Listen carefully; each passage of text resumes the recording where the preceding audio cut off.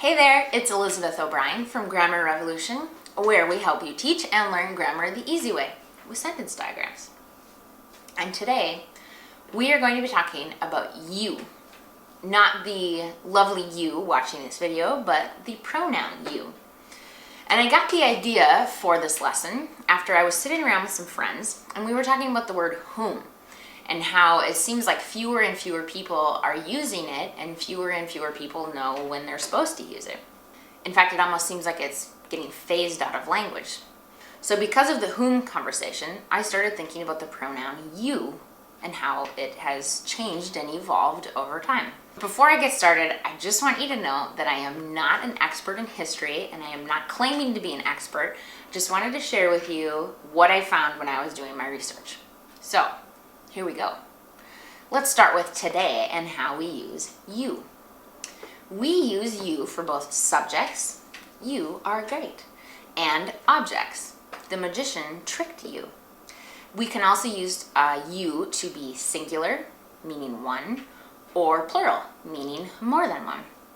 Now that particular aspect of you may have caused confusion in your life at some point, like it did for me a couple of days ago when I texted a friend and I said, would you like to come over for dinner? Now she didn't know if I was just inviting her, the singular person, or if I was inviting her whole family, using it as a plural pronoun. So we had to text back and forth a little bit before the meaning was clear. Now it wasn't always like this. Back in Old English, which was the earliest form of the English language, you was only used as an object and it was only used as a plural pronoun. You can see in that chart that we had other words to do those other jobs.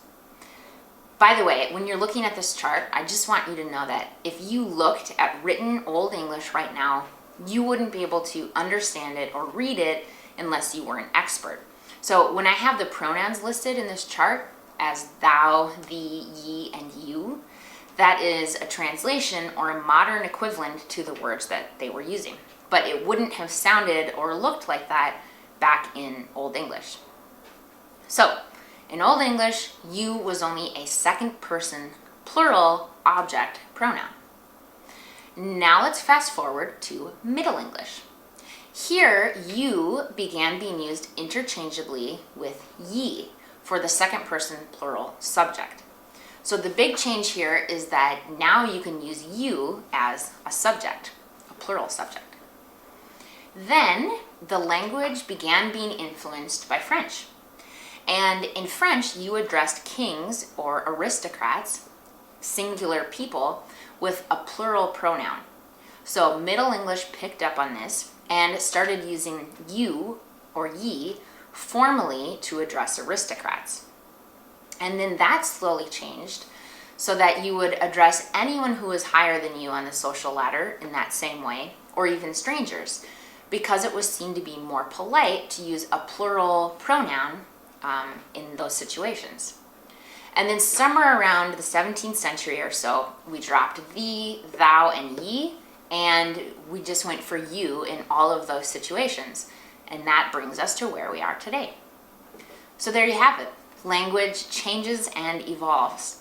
And I wonder what is going to happen with whom over the next few hundred years.